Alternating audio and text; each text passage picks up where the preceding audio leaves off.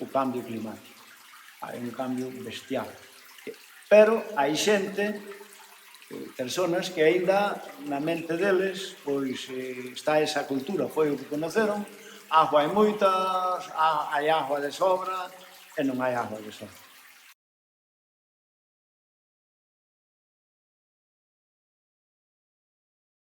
Todos podemos aforrar auga e contribuir a que a xestión da auga sexa moito máis fácil, como, por exemplo, non poñer o lavavaixelas con unha carga pequena,